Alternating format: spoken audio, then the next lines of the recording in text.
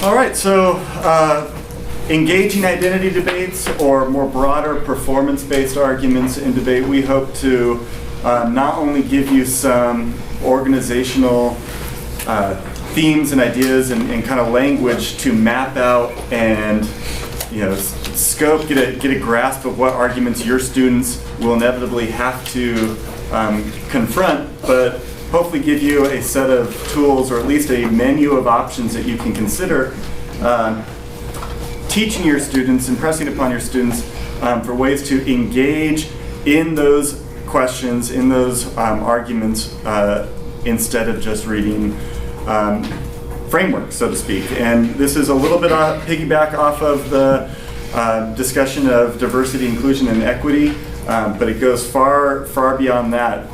We, of course, both believe that identity, social location, gender, ethnicity, religion, you name it, socioeconomic status, those things make up the debater's perspective, and you cannot check identity at the door. As much as we'd like to coach students and judge debates as a kind of a neutral, objective, detached, that view from nowhere, so to speak, that kind of is impossible. And so identity is already intrinsically wrapped up in the debate. But I think we can make an argument that even in their most radical form, the Afro-pessimisms, the kind of gender sexuality arguments in debate, all of those are students' attempts to, quote Timmons, aggressively approach bringing the discussion of diversity, equity, and inclusion into the debate community, because we have the privilege of having these kind of conferences. We have an opportunity to discuss as colleagues sometimes these hard issues. Students rarely have those opportunities, and to them, and I kind of give them some credit for it too, the debate round is something that everyone takes notice of. Wins and losses are still respected, and the inclusion of these arguments might be their manifestation of trying to discuss diversity, inclusion, and equity. And I think the more people engage, not all the time, doesn't have to be all the time, but every round that there's engagement, I think we are becoming a little bit more culturally competent as a community. Even if the content of those arguments doesn't sound as packageable and neat and can put into a handbook, and it may seem far more radical, I think the kind of the meeting in the middle does have an effect of increasing cultural competency. And so I'm Daryl Burch, and I coach at the McDonough School, and Capital Debate is no longer a thing, but I used to coach at Capital Debate. I was also part of Louisville, and this is kind of like my bread and butter. This is what we live on, is arguments. And I gotta say that one of the things that I think makes the argument so successful is people's unwillingness to engage. And I think that we as a community will move forward in our strategic thoughts the more that we find clever ways to engage about like identity politics. And I think that's a little bit different than politicking identity, which is what I'm not really about. I'm not so much the guy that you want in front of the room that just, I'm black, vote for me, or, you need to have more black people in the ELIM, so that's the reason why we advance. That's what I kind of consider politicking identity, and I think those arguments have their own validity, but I think those are less strategic than the way in which people say that the way in which I engage the topic is based off of my social reality. And that's why we kind of put lived, cultural, academic, and strategic reality up there, is that I'm a firm believer in the way in which academics, the way in which the classroom, and as a teacher, I say this a lot to my parents, is that we have to be more critical of the way in which people are engaging in their social realities, the way in which they're constructing their social realities. I call this like epistemological growth. Like, we want our kids to epistemologically grow. And we have this buzzword now in the academic community. I don't know if it's in most schools. It's definitely alive at the McDonough School, is about life ready. Is that we want our kids to be life ready. We want them to be in situations that we think are realistic situations that they could be in life. And I think that one of the ideas about engaging in different styles of debate outside of wrong form, framework, fancy ways of saying it, are ways to get them life ready to prepare by fostering their epistemological growth to start thinking about the way in which reality is constructed and how they choose to interact socially can formulate different types of lived realities, and being able to understand that there are different realities that exist. So we're going to try to touch on a little bit too some of the ways, and I haven't thought about this much because like the old season is just ending, and but there are some ways in which to kind of get the ball rolling that we have about some possibilities of ideas on next year of arguments that I think that you might hear that kind of fall in these categories. Yeah, if I can reinforce that, we do think that it's worth, to kind of put it in blunt terms, it's worth the loss to have some of these debates. If that's what it came down to engage, you're going to lose, that's too bad, but you could condition students, teach them about the value of that engagement independent of the wins and losses. However, if you didn't hear it, crystal clear, we think there's a strategic opportunity, a strategic necessity of engaging in these debates. The forces that kind of produce these arguments are stronger than your prep sheet, your decision to go to which tournaments, how you decide to teach in your own classroom. These debates are inevitable, and to kind of disclose, some of my teams read arguments like this. We want framework debates. It's like, if you think who has more practice, and some of you may feel like you go to tournaments and 9 out of 10 debates you have are framework debates. So you might have a lot of experience going for framework. Those teams that don't engage the topic the way you want have more experience answering framework. Our pre-round coaching situations, sometimes we're like, let's intentionally take out the plan text so they will go for framework because we'll impact turn of this, they're bad on this, and it becomes a strategic failure to go for framework because teams are not only practice with that, but they build their cases now to either impact turn and answer framework, or they have some other tricks up their sleeve. But it's going to be more and more of a necessity to be able to prep people where you feel like you have an argument that interacts in a way that isn't just framework. We think it will increase wins, even though that's not necessarily the only point of all this.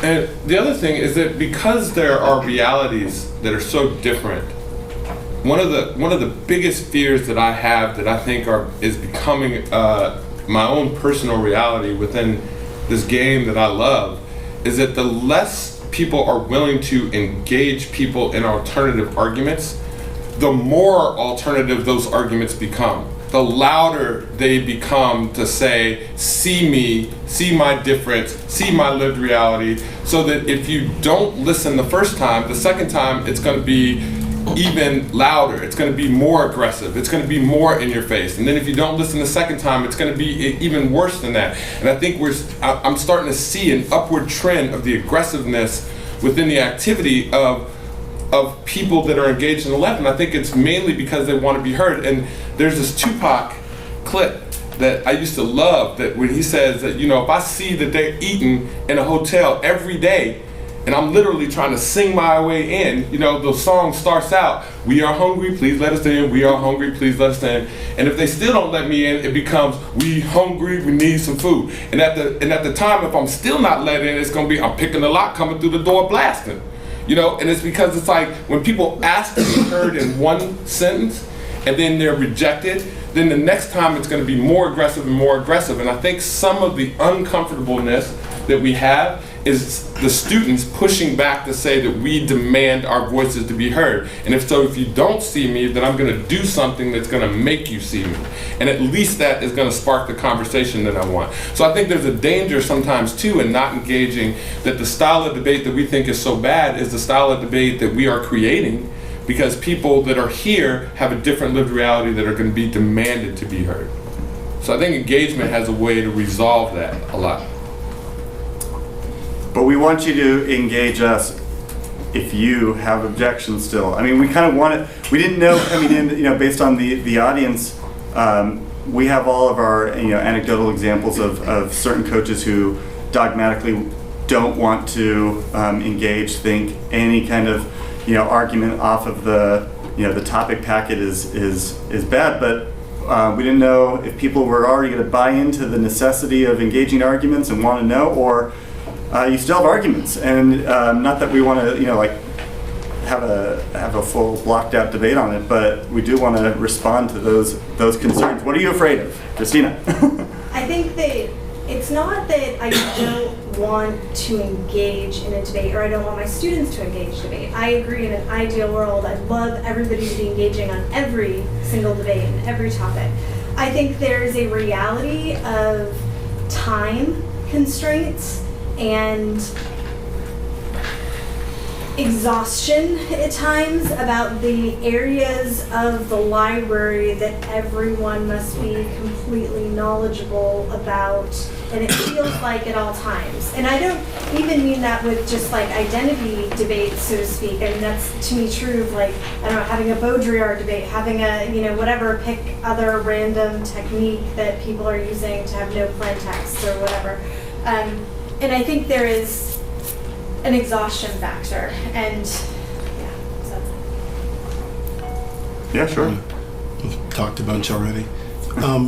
Christina, how is that unique to identity debates in a world where I people? think it is. No, but I mean, what's again unique about that in the sense that one debate historically you may be debating about hegemony, another debate about the economy, another debate about whatever historic traditional kind of advantage. There would seem to be a fatigue associated with that as well.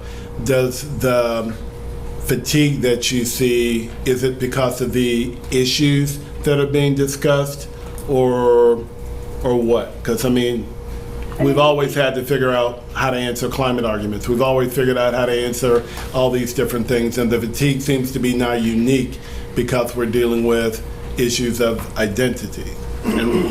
I think it's maybe a little bit of two things. I think one, it's an uncomfortable space sometimes that is very uniquely and emotionally sometimes exhausting to talk to high school students about, because it does implicate identity, and that I think can just be it's a more, I guess, personal process that can be tiring. And so I think that there's that. I think the other thing is, like, for example, on the policy topic, and I'm coming from a policy perspective, but on the policy topic, we're going to talk about China next year, but we've also got to add here these other areas. Now, while for my more experienced students, I think it's a little bit easier because over the years of accumulating the different pieces of knowledge, I think sometimes the sophomores, who I think are uniquely prone to burnout at times, feel somewhat overwhelmed by the breadth of arguments, because we're not just talking about China, and we're going to be talking about a lot of different issues that have nothing to do with China. And I agree that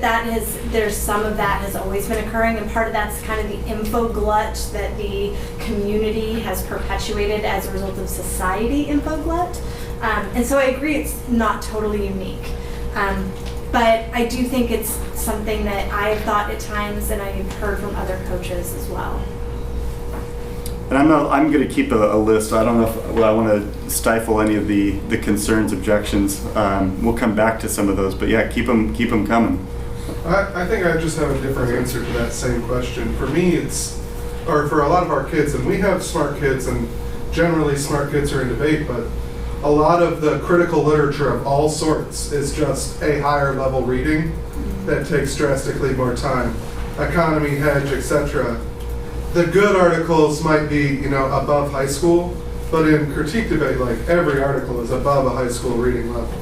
And while when we have time to go over a lot of these things, we get it done, and when we have time to go over it, and like a lot of times we will have strategies for, this team says this, here's our something, but only our seniors are going to be prepared on all of the specific engaging strategies, and the younger debaters just don't have the reading level, don't have the time to put in, and our kids put in a lot of time, they just can't do it. As far as the older they get, the better they get at it, but the reading, I think, is what kills our kids.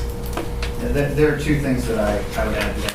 The first is that we talked about this a lot with Mr. Timmons and Shantae's presentation, that there's this idea of like geographic argumentation, And so, for me, like, we debate predominantly in the Midwest, which, like we kind of said before, if the perception reflects the reality, a lot of that is kind of like, policy debate and like just maybe left of center. I guess you would call it like, security K, deal K, like, it's not getting too outlined.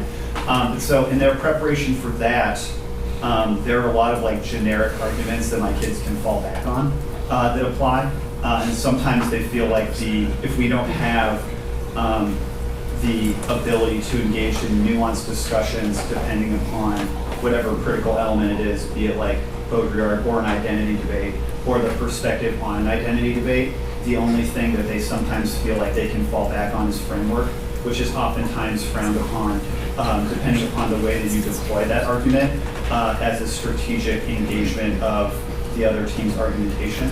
And then the second thing that my kids sometimes struggle with is I work in a district that is like predominantly like wealthy and white, and my kids, my school does a decent job about discussing privilege and trying to get people to recognize multiple perspectives.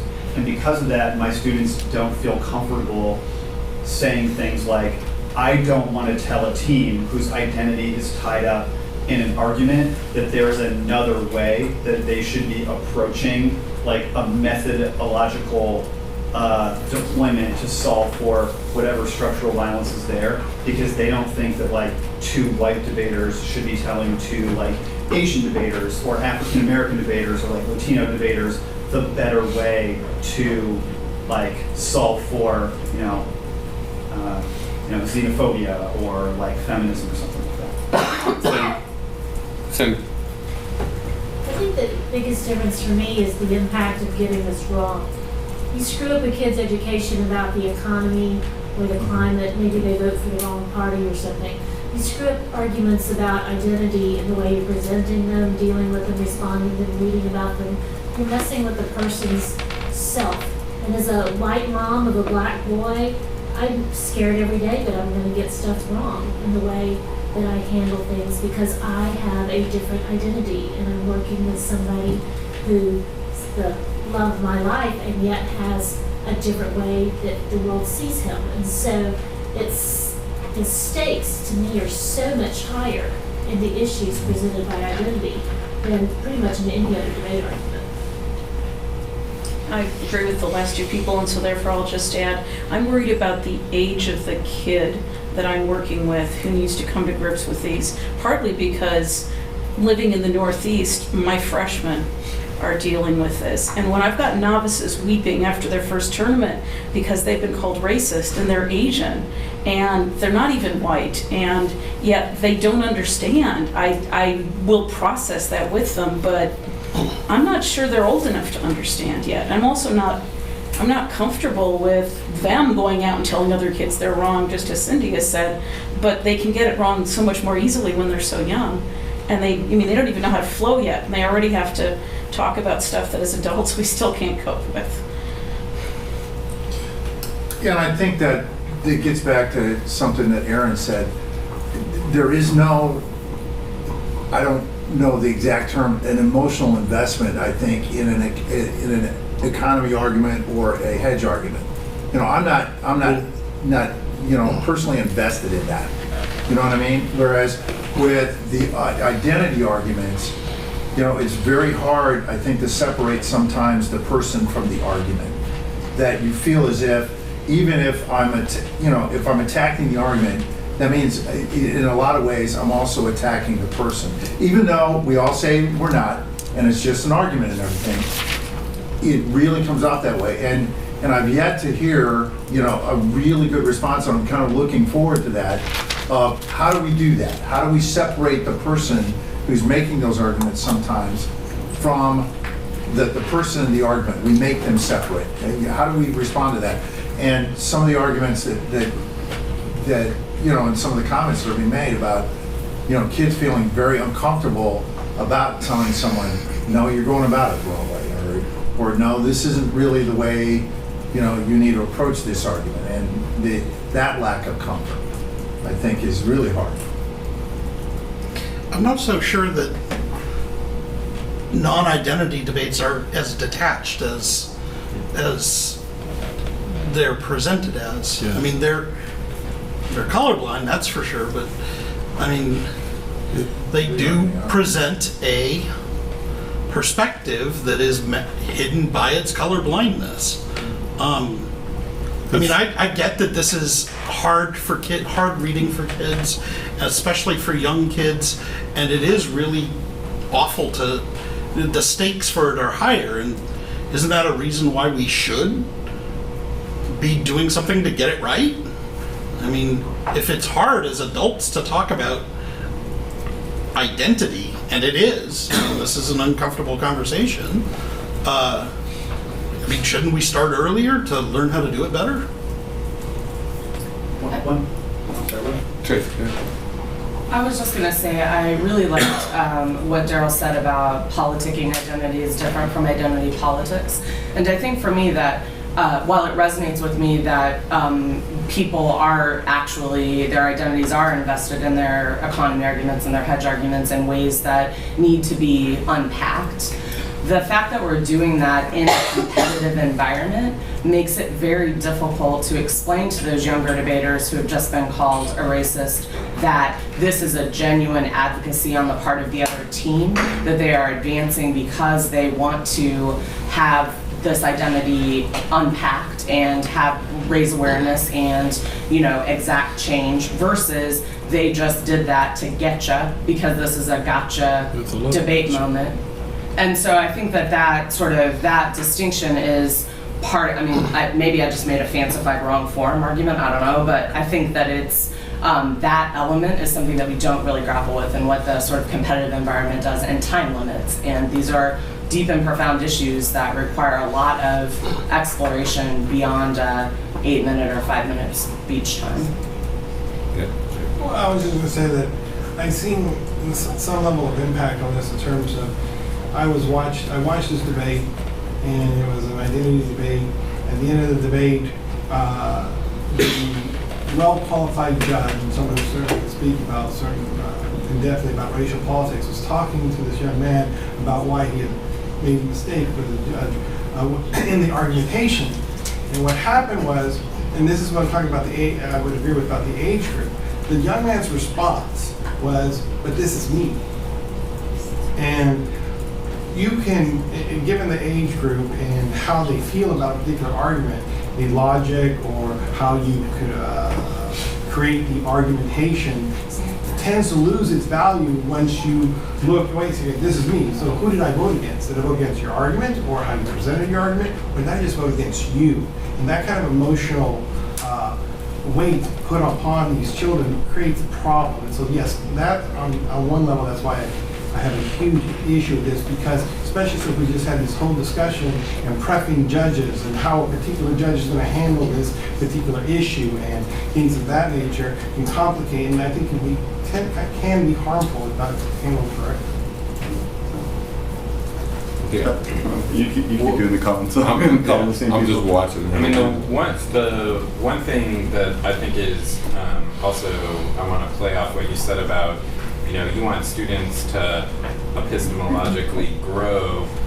One of the things that I think, especially as somebody who judges a lot of Clash of Civilization debates, is like I'm trying to figure out what the like additional value added of basically what I think is the continuation of the same arguments, other than for those individual students who get to do it, right? It seems like we've locked ourselves into like, you know, we all need to be aware of this issue, period.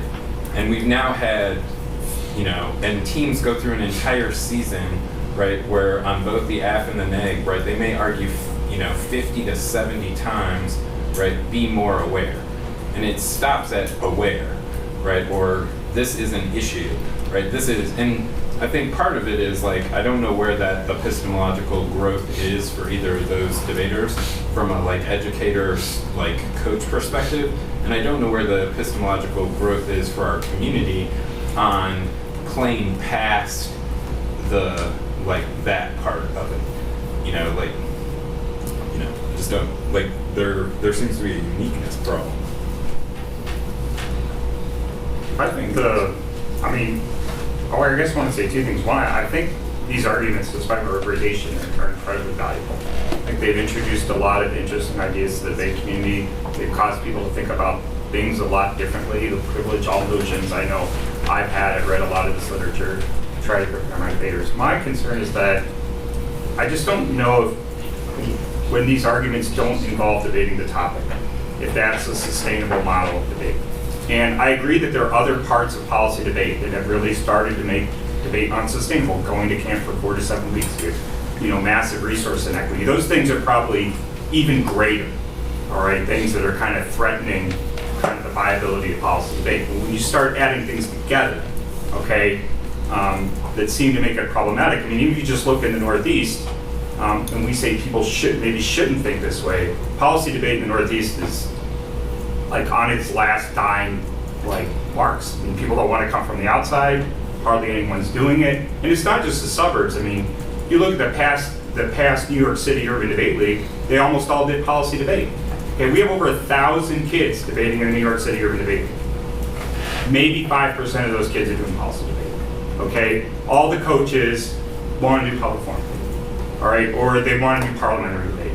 And it's not like anyone's pressuring them to do that. I mean, our board's composed of almost all former policy debaters, all right, some of whom are advocating and pushing, all right, the schools to do policy debate, but they don't want to do it, okay, because you think it's hard. I mean, it's hard for me. Okay, I've been coaching forever. It's hard for me to coach these arguments, all right. We're trying to get people, teachers in schools, all right, and trying to get them to coach a team, and then their team shows up and somebody doesn't debate the topic. That just doesn't even compute to them, right?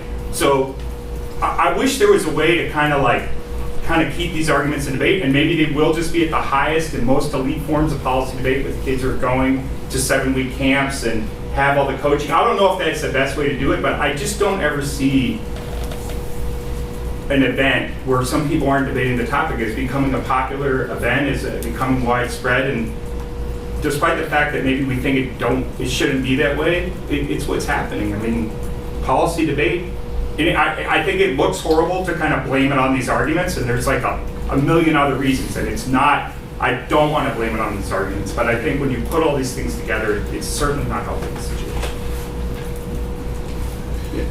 Do you all think coaches should be more mindful of when they introduce the arguments to students, those who they want to embrace identity discussions? For example, some of the discussions that we've had is it's hard for a 14-year-old to be in a debate, first few debates where they're called racist or something along those lines, right?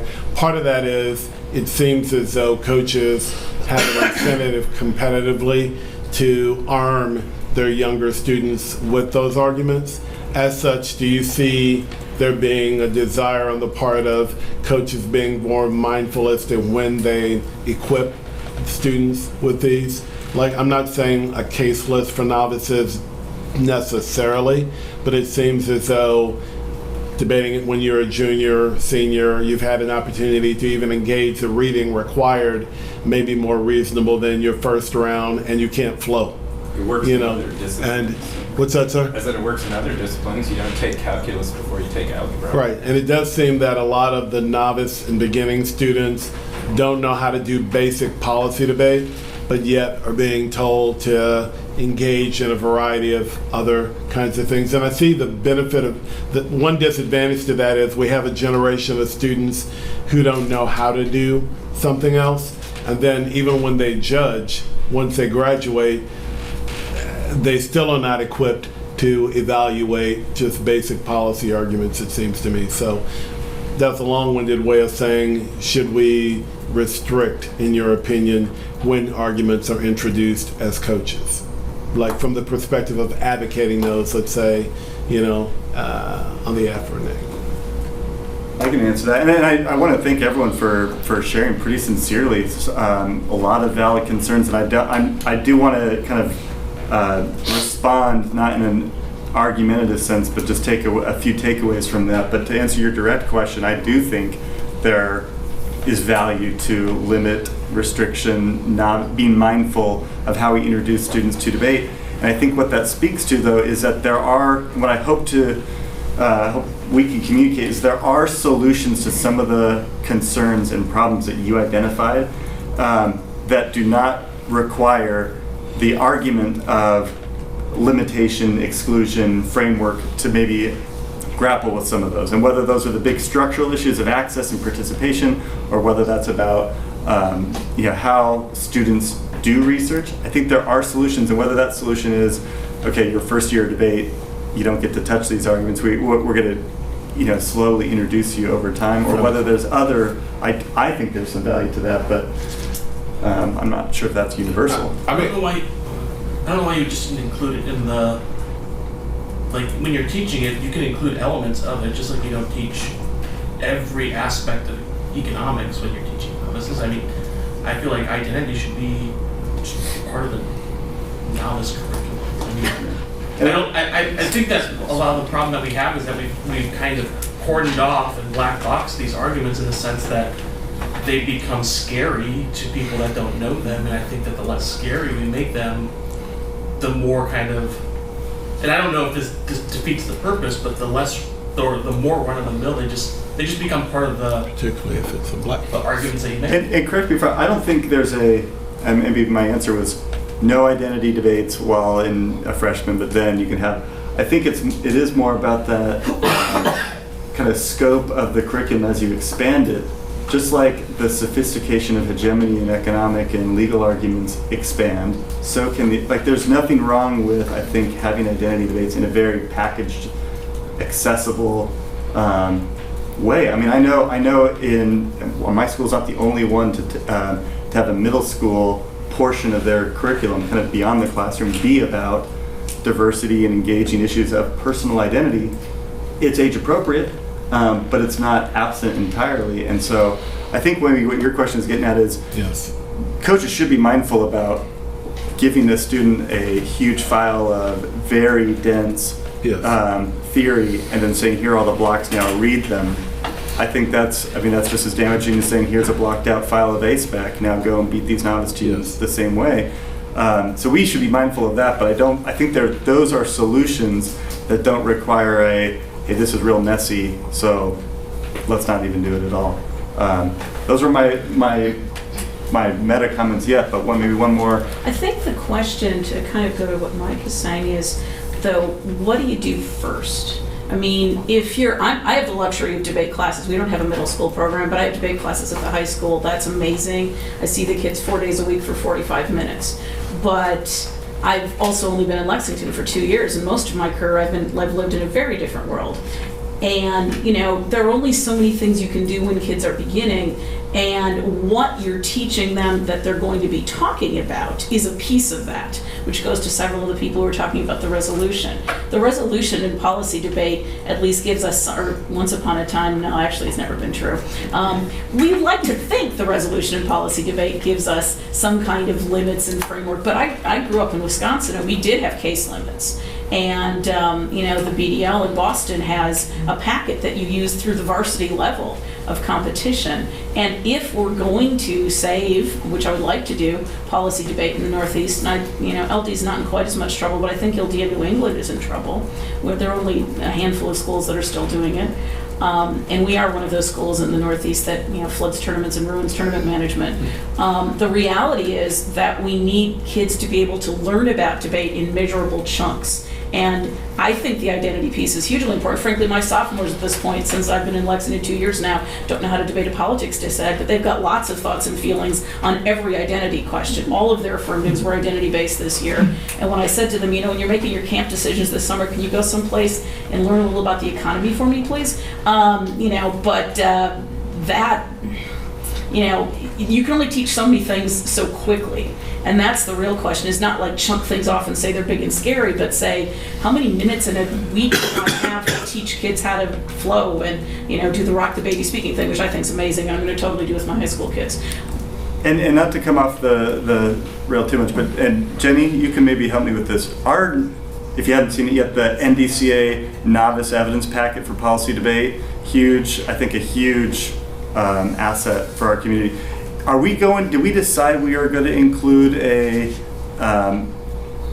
non-traditional, more advocacy-oriented affirmative? I can't remember how we decided that. There's going to be an app that has a plan, but it's going to have like a securitization bad Yeah, advantage. and that's closer to, I mean, that's kind of what I'm thinking is a manageable, I mean, there's a packet, there's limits, but here's what I wanted to quickly say about what I heard everything. One, the sincerity in all of those concerns does not always get communicated to students when being coached or when they're deploying those framework arguments. And if there's one improvement that can be made, it's to, my mind at least, for students who are going to continue to read framework, and this isn't going to be, I don't think we're trying, either of us are saying framework is always bad or that there isn't a line. There certainly is. But that the mindset should hopefully be one of sincerity behind, like some of these arguments, sincere, deep concern for the survivability of debate is not what sometimes students communicate. It's we got to defend this house and kick these people out of debate. And I love reading framework. I have these other arguments, so I get to troll them with framework. And I hate, there's a very different attitude, and they're kids and they're teenage, but the more those concerns get communicated as actual impacts to framework, I think would be an improvement. The other one is some of the arguments that people made, like the difficulty of students teaching other students or leading that discussion without a lot of guidance, or the argument about access and reading comprehension and being able to. Those are arguments that may sound like framework, but I think those are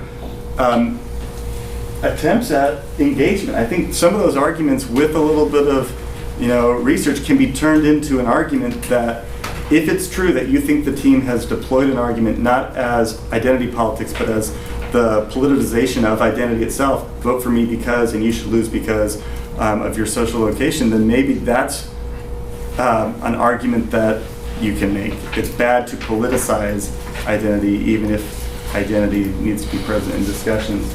I think engagement is possible, just doesn't have to always be within that same format. We got a lot of slides to get to. Got a lot of hands up. Yeah.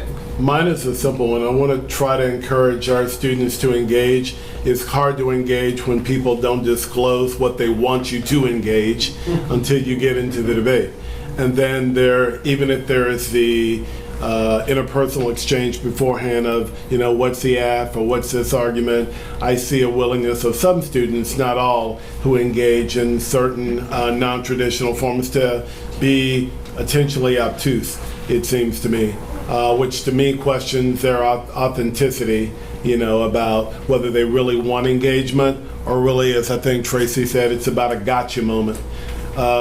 Can you at some point talk about ways to better navigate that, to truly engage if you don't know what you're about to engage until the 1AC starts, even though they've been running the app all year long? All tournament at least. Yeah, I saw, Katie, did you want to say something?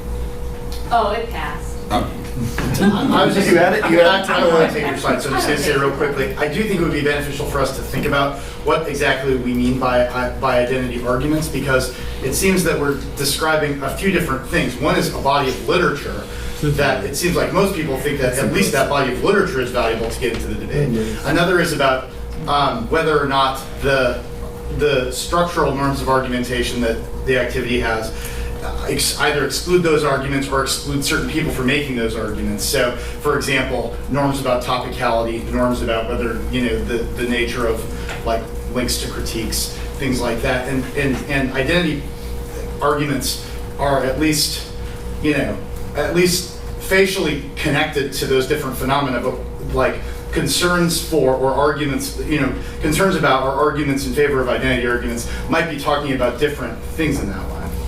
I think that's a perfect segue to maybe more of the content of our presentation, of just trying to first hopefully map out some of these. Not that wasn't part of I meant in terms of trying to communicate the answer to that question, which is, are we talking about the same thing? Because I'll say it again, this isn't a shame on you anytime you read framework that everything's allowed. This is a presentation defending twerking, or this is a presentation defending the absolute abolition of limits entirely. I think there is a line, and everyone's line is going to be a little bit different. Hopefully, when approaching it from a sincere level and an appreciation of cultural competency and the inevitability of identity in our students' lives, that line can maybe just shift a little bit more towards the inclusionary side, expand just a little bit more. It doesn't have to be an all or nothing thing, so I think it's important to kind of maybe map out some of the arguments. And this is one of the really things, like on the flip side now, if I could fuss a little bit, that is kind of frustrating with me, that kind of puts me on the side in the defense of some of the things that I see happening in the community that I don't think are necessarily good things, but I think they're almost like a necessary evil. And I really do believe as a community, we don't want to listen. And as soon as somebody hits the play button on something, or as soon as somebody reads a poem, it automatically comes out as this has nothing to do with the topic. It automatically comes out as this is one of those identity debates. It automatically comes about that this is not excluded, my kids can't this, and this, and that. And there's no real flip side of that, here we are, introducing new people into the community that we brought here, that we asked to come here, to share their experiences, to do something different. And there's this great DMX line where he's talking about, I used to do this song. It's like, I kick it in debate to try to help it understand. Hit them with words, because, that's how I am. They asked a few questions about my life, and I told them. So now when they make a bad move, it's my place to scold them. I never told them nothing wrong. I kept it fair. But debate didn't listen, so I might as well have been talking to the air. Everybody makes bad decisions. A bad decision is all right. If it ain't, I'm going to tell you straight, time to say goodnight. Because nobody likes to be played, regardless of the relationship, but debate's messing up big time. And I hate it. And it's like, that's the rage that you're seeing when it comes out, right? Like when we talk about identity, focusing on the embodied positions of the debaters. When you go and approach a topic, I see a lot of regurgitation of backfiles that have existed in privileged communities for years, that now you have a great hedge impact, and all I got to do is find the internal link for you and you're set. And a team that has just been debating for 3, 4, 5 years, they see the death of a Kai Curley that means something to them by a Chinese rookie cop, Peter Liang, as a way to engage the topic about the relationships between Black and Chinese people. But we say, that has nothing to do with the topic, can't debate that. So we back off, and our answer to that is framework, or that it's going to create some type of divestment in the community. And it's like as if those kids didn't research that argument, as if those kids didn't find newspaper articles and find a way to connect that to the topic. And we say that we can't teach our kids how to engage those new kids that we asked to come into the community. And then it's like when we talk about history, challenging traditional temporality through things like genealogies, right? There are books that are written about, there's this book that's called The East is Black, Cold War China and the Black Radical Imagination, that talks about how Black people during the 60s, when they were fighting against their type of unique exclusion, sought to communism and Chinese Maoism and engaged them in a way that made their lives meaningful. And so I can easily see a debate coming in where a team has researched that and said that that's the way that I want to engage the debate. I want to be able to talk about China and Chinese politics in a historical way that makes my life meaningful, to where I can see parallels that exist within my historic community. If W.E.B. Du Bois traveled to China and engaged with China, then I should be able to engage in the literary China for me to feel better about myself and articulate that as an argument. But then it's like, oh, no. That's too difficult for my kids to read, as if these 15 and 16-year-old kids didn't read those books and didn't read those articles and talk to their coaches about what those arguments are. And then it's just the Uyghur people in the Xinjiang region of China, right, that have been excluded because they're Muslim and Turkish and are facing with that. I could easily see people saying that they want to read in Islamophobia and regurgitate some of the arguments that we see. So there is ways that we talk about the topic. And it's not as if every team just comes and not talks about the topic, but when they do, this is the situation and the specific grievances about the debate space that it's very hard for me as a Black individual, that when an Amina Ruffin or Corey Johnson or Davon Love or Devin Cooper says, I've tried to engage the topic, I've tried to read my affirmative that deals with China in some type of way, but because I didn't have a plan text, now I'm being excluded. Now I'm being told that my arguments are ruining the debate, or that this is the wrong form. And so you know what? Bump it. Now it's going to be about well, why did you ask me to come here? Why did you say the debate was going to save my life? Why did you take me out of the inner city and put me in to have discussions? And now when I talk about my social location, because you're uncomfortable, you don't want to vote for it. That becomes a whole new situation. It becomes a specific grievance about debate that doesn't have anything to do with the topic. And I agree that I don't want to see debate go down that route either. But I think the problem of why debate is going into those situational specific grievances about debate space is because of our unwillingness to say that there are certain types of identity-based arguments that will make people that we ask to come here feel more inclusive of the debate, and we should be teaching those at camps. We should be teaching those. We should include more of those in novice debate practices. We should be discussing those. I do think we should teach fundamentals. I mean, I don't think any kid that has debated for me did not know the fundamentals of line-by-line argumentation or flowing, but still engage in those different aspects of the activity. But that kid that hits the button that's just a random of profanity, it's a specific grievance about the debate space that you are not allowing me to find my own niche in the topic because it's not hegemony, global warming, econ, nuclear war, extinction, type evidence, when I feel like, and this is the Omalate evidence coming out of me, that nuclear wars are happening in my community every day that nobody is talking about. And so like a different situational argument that I do think that we're going to hear in debate is going to be that how dare we engage China diplomatically or economically when the diplomatic and economic relationships between black people and the United States are abysmal? Or how do we diplomatically and prioritize the diplomatic engagement of China when we're not willing to diplomatically engage with the LGBT community and transgendered aspects that happen? And I do think you're going to hear a lot of these types of specific grievances, and some of those things I do think is a bad part of our community, but I do think we're going to hear them. So what I think is a uniqueness problem is our unwillingness to say that this needs to be a preparation type learning experience. This needs to be an engaged conversation that I 100% think happens regardless of whether or not it happens in the debate space. I sit in classrooms every day and see situations that go down that are very similar. Sit in a lunchroom and hear conversations that go down that are very similar, but guess what? They're not being evaluated. They don't have an educated person in the back of the room to say, hey, you can discuss that in a better context and find a literary base to make it an argument and not just make it a frustrated rage, because those things do occur in every community that I've ever been a part of. I've never seen it not occur. Like, we just read Beverly Tatum's book, Why Are All the Black Kids Sitting on the One Side of the Cafeteria? And her argument was not that we need to do something to fix that. Her argument was more that we need to understand that that is going to occur, and that is a way for us to be able to accept, embrace identity affirmation within the classroom. And she says that starts at the adolescence age. When people are 4 or 5 years old, she says, playing in the playground, they understand that there is a difference between women, men, boys, girls, black, white, Chinese. They see the difference, and they may not always articulate them in the same academic way, but she says that we have to find a way to affirm that identity. She calls it the ABCs, and build communities based off of that affirmation. And that's what I think that engaging in the process of debate is about. And so while I do understand the frustrations that exist, believe me, those frustrations are amplified tenfold.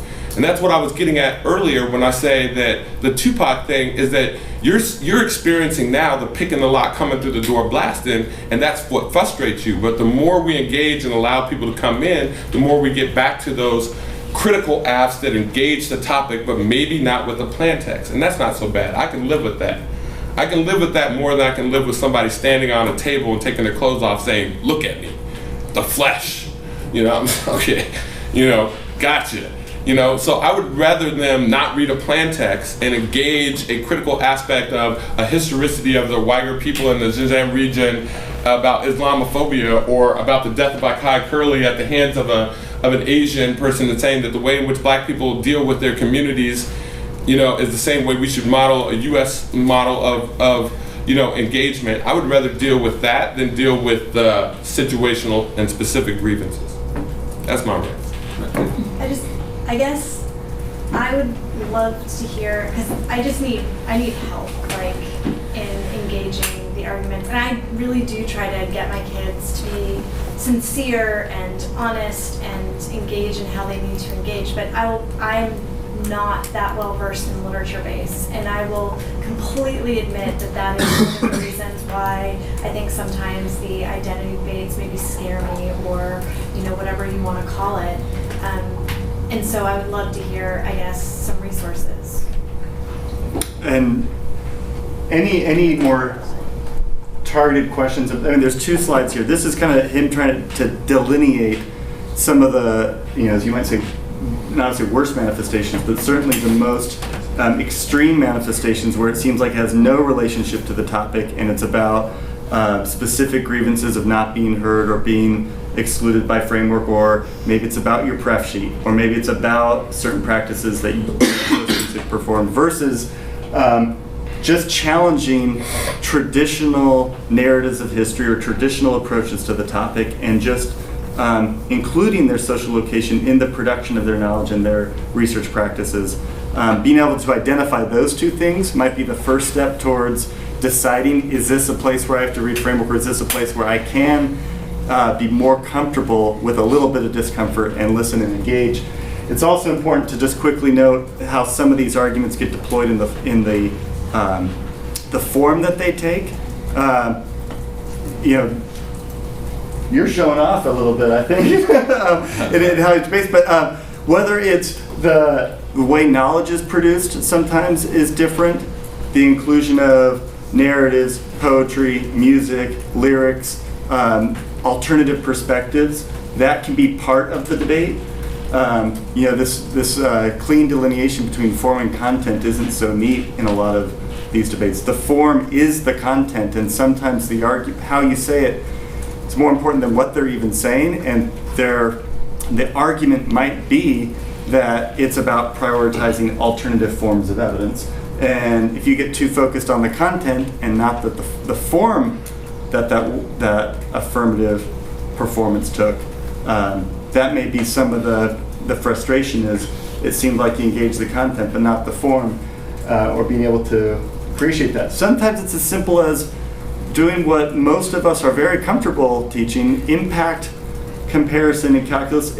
They prioritize the impact of the most vulnerable, or the most disenfranchised, or the most ignored. And they'll say this is a debate that is, the impact should be about gratuitous violence, overkill, the position of the oppressed. And all they're saying is this impact comes first. We're going to challenge traditional cost-benefit analysis. We're going to challenge traditional utilitarian ethics. And it's just an impact debate. And if you can prove that there's those, if you can defend that impact, you're getting closer to engagement. And that's one of the first mini debates that I do with middle schoolers that has been phenomenal with them. Like, you wouldn't believe how engaged they've been. That one side gets to say racism outweighs nuclear war, the other side gets to say nuclear war outweighs racism, and they go at it. And there's a lot of issues that come out of those mini debates from middle schoolers that I can engage right then and there, that when they come into like a BCFL and they have to debate BCC teams, that they're not so shocked as to what is getting ready to come at them. And they know what they're armed with, they know what they're capable of, and not all my teams make race-based arguments. Alyssa Resar's bread and butter was articulating reasons why those arguments are not meaningful in the activity, because they only serve the purpose of the ballot, or they only serve the purpose of an argument on the debate. But she was very good at being able to explain the historicity of why things like the political aspects of how we avoid the possibility of a nuclear extinction outweigh the systemic harms that you say lead to gratuitous violence, that you don't really have an advocacy to solve for, because you're only saying that we should be aware of the problem. And we've won a lot of those debates. We lost a couple of them, but she survived those debates off of Burch, I get it, but I'm going this direction on this way, and I feel a lot more comfortable with that, and I think she did fine, So I do think that impact comparison and calculation is one of those ways to immediately start early with how do you engage these debates when your impact and why it outweighs. So here are some other quick ideas to consider.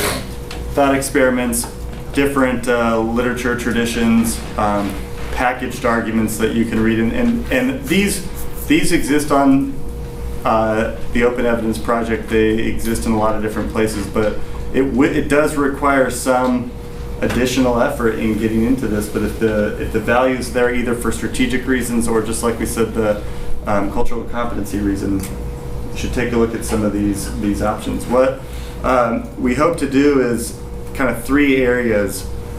Daryl's going to maybe give an example of an argument that your students will hear, and I'll give some examples of how I think you might be able to engage. And if you have further questions about how that would look, or you want more sites, more resources, that's something that we don't have to waste time in the presentation doing, but I can maybe just get you. So this is not a all-inclusive thing, but I think it's just so important.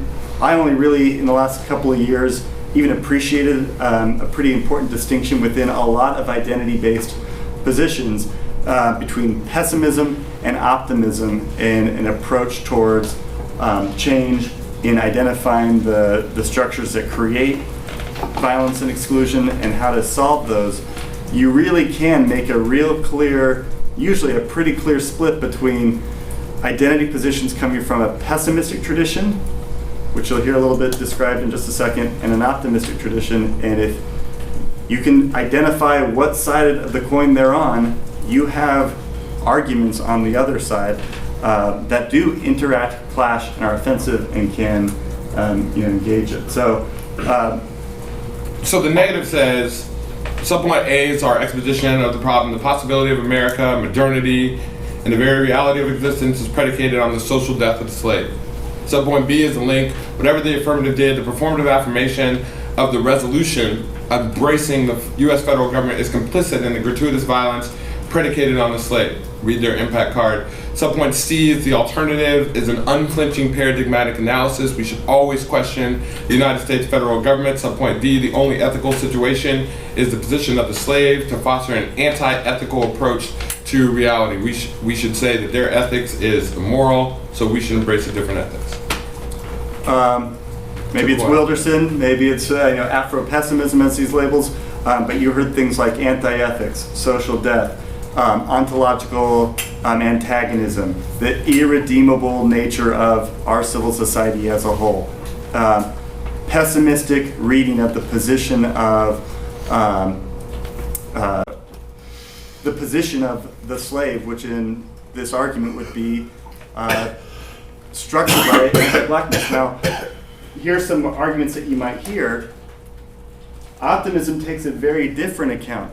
There's people that will describe the problem of pain narratives and attaching your identity to wounds in the past. That history of tracing slavery to modern day America, the research practice of identifying that violence, that social death, attaches those wounds to your very existence. That makes it not only a contest of who can be most wounded, but it's a way of seeking out, almost asking to be wounded so that there's more academic capital to participation, so that you have pain narratives as a possible argument. There are entire bodies of literature that come from an Afro-optimist position of the need for racial solidarity and coalitions, of the not only the affective value, but the mental and spiritual value of optimism and hope, even if it's not getting better, even if the prison industrial complex today is just a different organization of the same slavery that existed before. Hope is good, and there are. We were talking about it. We think the Afro-pessimist scholarship represents a real small portion of the academy, and yet it represents like 90% of the arguments we hear in debate when it comes along race. There are more cards, bottom line, more cards on the optimist side that you can either have your students prepared to read when they're affirmative, because an affirmative usually takes on a more hopeful, optimistic change. We can get better progress and defend some of those. Or if they're affirmative and they make arguments that are about the irredeemable nature of civil society, then you can say position that the judge should endorse instead of is one of optimism instead of the futility and negativity and kind of giving up side of the affirmative. And sometimes that looks like a seat the political argument, sometimes that looks like a pain narratives, wounded attachment argument.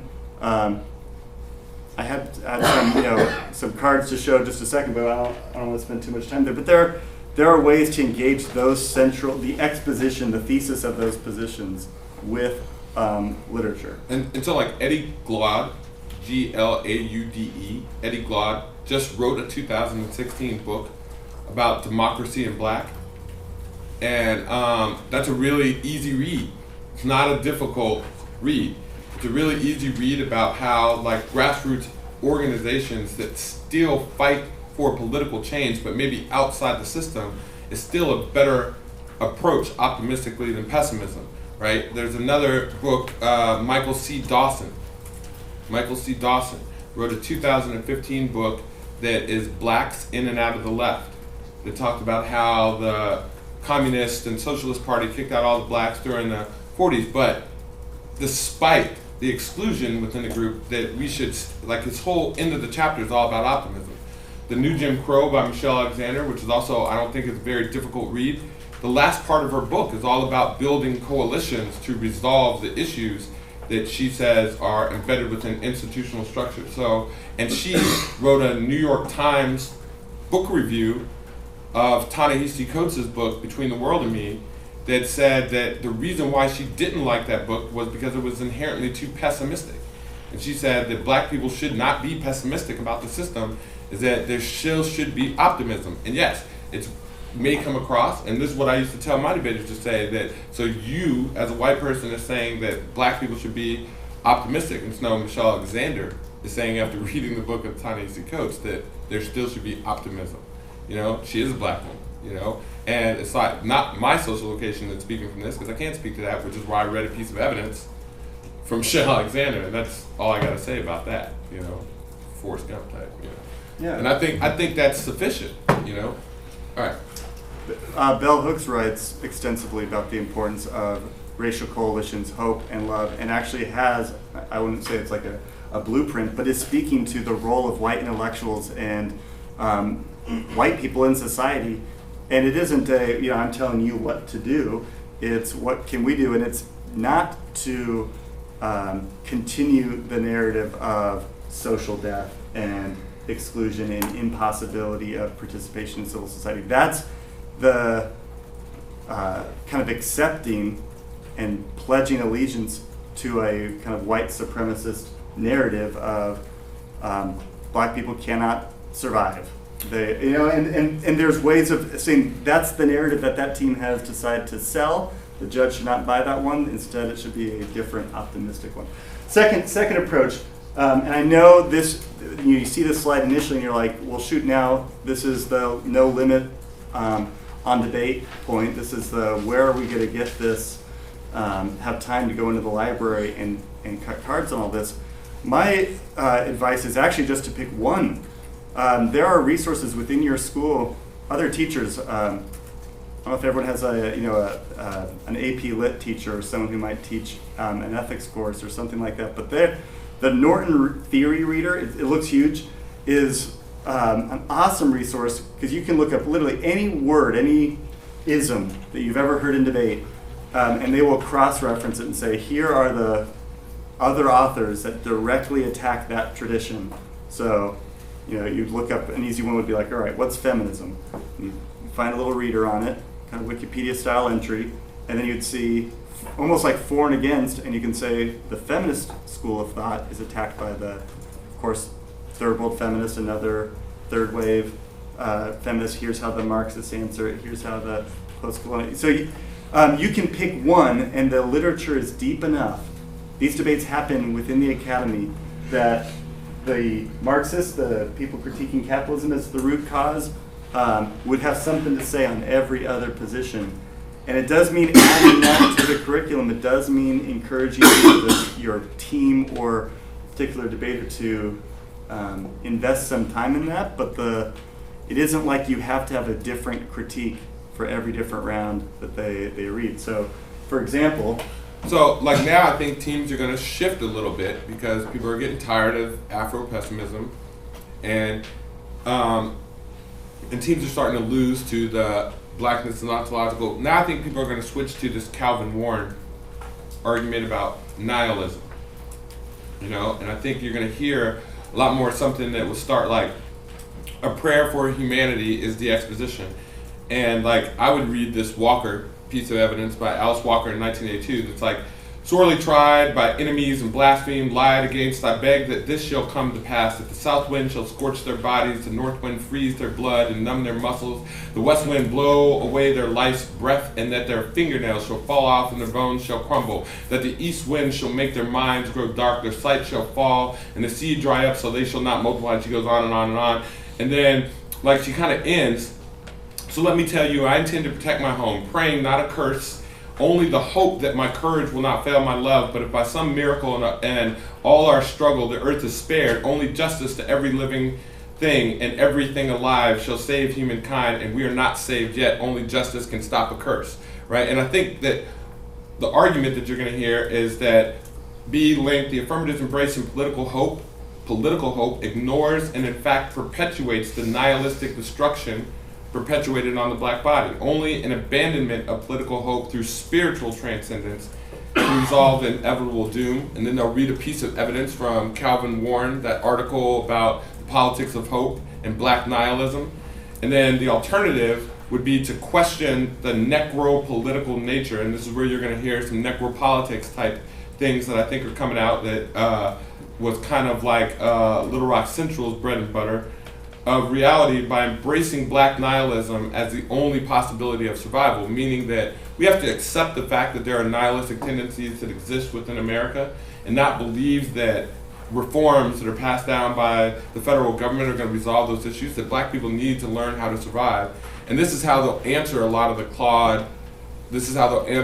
Dawson arguments that say, we believe that things like Black Lives Matter, that grassroots organization is necessary for black survival, not the U.S. federal government. So having hope in the federal government, affirming the resolution would be a bad idea. We should instead only have faith in ourselves through our own prayers in order to resolve that issue. Here's some possible responses. I will say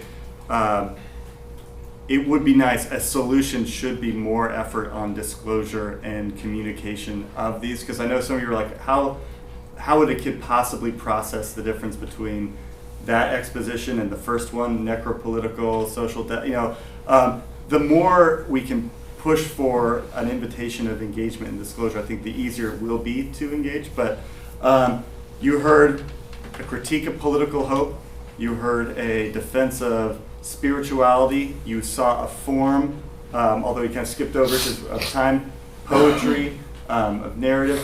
You're trying to identify these things as possible avenues for engagement. So if you were decided to take on the capitalism critique agenda, you might hear, poetry, religion, these are the opiate of the masses. Their entire form that they took was inconsistent with a kind of possibility of movements and resistance against the structure, being throwing in the towel on political hope, a political organization and engagement is acquiescing and futile and allows for capitalism to continue, which is a material and structural force. Maybe you take the settler colonialism approach, which is more about indigeneity, indigenous scholarship first, and you talk about, hey, the root cause was not, the larger force is not anti-black racism or racism as a whole, it's settler colonialism, and your investment in nihilism as a metaphor for living is incompatible with demands for land, for prioritizing indigenous scholarship instead of black scholarship. I can go into each one of these if you wanted, but there's different theoretical traditions that would speak to every other manifestation of an identity argument or performance-based argument, and these schools of thought have a lot to say on them. Yes? I was going to say, thinking back to the packet, which I think was awesome. Yeah. As a coach in the Northeast, I think if we had a packet right? In addition to whatever else is in the packet. We would have to have a politics of hope argument and like an Afro-pessimism, pessimistic argument, whatever it is, like in order for our debaters to be prepared to debate basically at any tournament, right, that had or didn't have a packet. I mean, I'm not saying it's good or bad. I mean, actually, it might be good. But I'm just saying that's kind of where we are, right? It's like these are like our core debate. You know, if I have novices, except when I take them to the NYC UDL tournaments, which are mostly policy, that's basically what they're going to debate, right? Not, you know, a good chunk of their good debates are going to be pessimism versus optimism in some fashion, if you want to give a generic argument, I think, right? So, are you saying get ahead of it and almost create a? Well, I'm just saying, if we, gives, you know, it's like instead of excluding, aggressively include. Yes. Well, I'm just saying, it's like, I mean, I like the fact we haven't seen all the contents or whatever, and the securitization thing's interesting, and I don't know about all the discussion about why one still had a plan, but if there's no argument, if we in the Northeast were to have a packet, and the only asks had plans, it wouldn't prepare our novices for most of the debates that they're gonna have during the year. You know what I mean? And then hearing you discuss these arguments, you know, my team runs a cap scale, that's what, you know, we use to kind of like try to deal with all this stuff, but but I'm just saying that's kind of where we are, and I don't really know that everyone's kind of really thinking that. You know what I mean? So I just kind of want to have me, Cheryl's kind of shaking her head, yes, but you know, I'm just saying that the packet, if we're going to have these kind of arguments and debate, and you know, different regions and tournaments or whatever, organizations can have their own packet. For, you know, Chicago's packet would be, you know, probably not have this, but we're far along that's a foundation. That's where most of our debates, that's where most of the debates that our kids are having about these issues. Well, I think it depends on how you conceptualize the packet. Is the packet an attempt to limit out arguments, or is it an attempt to prepare kids on the arguments they're going to hear? I'll tell you kind of my 2 cents about that. I think different leagues and tournaments will use the packets in totally different ways. I think some tournaments, like especially at the beginning of the year, might say the students can only compete using the packet, and that means that you have this lefty AF with a plan. But another tournament might say, we're going to do that plus this no plan AF that we've chosen to add in, and you're limited to this set of evidence. Some people might use it more as kind of like topic guidelines, like your affirmative needs to be one of these 3 types of affirmative. So I'm hoping that people take the kind of core work and adapt it to whatever works for their region. And if there was something like that that made more sense for the Northeast, the NDCA is not trying to say these are it's just like, if you need a place to start with your novices, use this in the way that you see fit. So more on that tomorrow morning. But would you think if that's something the NDCA or someone produced, there would be buy-in from these different regions or there might be. I mean, my original response to the packet was like, oh, this is great, because I'm going to try to get the people in the Northeast to use the packet, and maybe some more people will do policy debate. Maybe they'll get some more of my kids that want to do policy debate. But, you know, I kind of originally, like you said about like, well, you know, I kind of viewed it more as like an exclusionary thing. All right, let's just limit, and not those particular arguments. I don't mean like a negative sense, but let's just have a core set of arguments so the kids can kind of, it's more easy for them to prepare. Right, but I'm thinking if we put these arguments in our packet, then they would be prepared to go, when they go to the Scranton tournament and debate kids that aren't normally in the region or whatever. That's fair. Or just whoever, right? When you go to the Lexington tournament, you know, you get an Augustine that flies in from somewhere else. You're saying they're going to be more prepared to debate these identity issues from the ground up. You're saying more in the packet good to cover. Well, I'm saying because well, I understand if why. If we have just a limited packet, that can function. This one little debate community can function with just packet tournaments. That's one way to make policy debate work, right? But if you want these kids to eventually be good on the national circuit, if this is the type of debate we're going to have more identity debates, then this stuff has to go in the packet, because otherwise we'll get them through a year, and then what are they going to do? Right? They're going to say.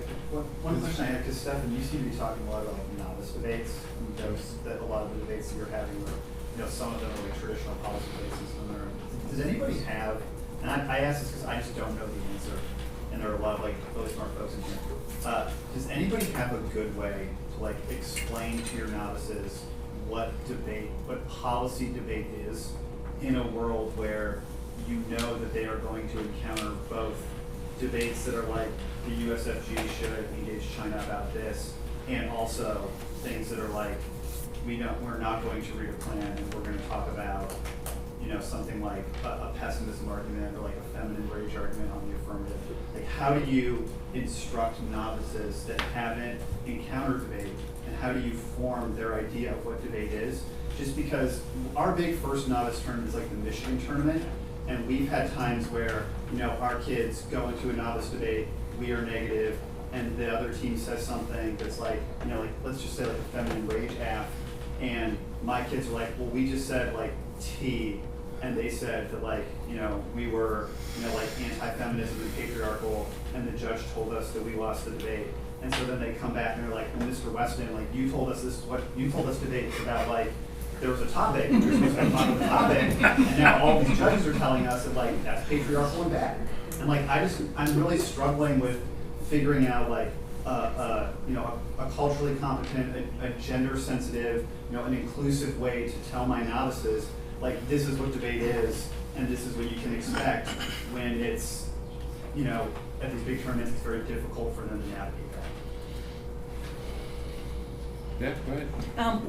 What I did this year was I said, we are going to run a traditional policy case on the affirmative, and then I spent most of our time, I and my TA, we have a couple of varsity kids who get to PTAs in my novice classes. It's amazing.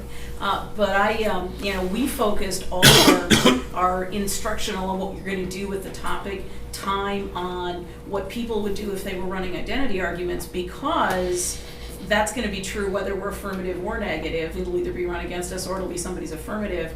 And so we started out with policy debate, in the old days. I mean, I used to talk about the stock issues, God help us. But, policy debate in the old days was like this. In some parts of the country, it still is. But in the part of the country we live in, it is definitely not. You're going to run this case, this plan. You're going to, talk about the resolution very specifically, but understand that many of your debates are going to go well beyond that.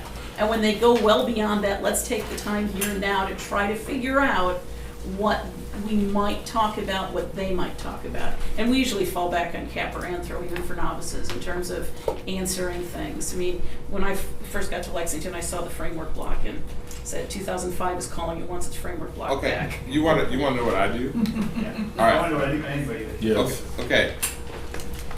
I always start on the premise of stock issues. I don't change that. I teach every single one of my debaters the basic ideas of what constructs an argument to affirm the resolution and how you can negate that. And I say there's an inherent problem that's significant and harmful that topical action can solve.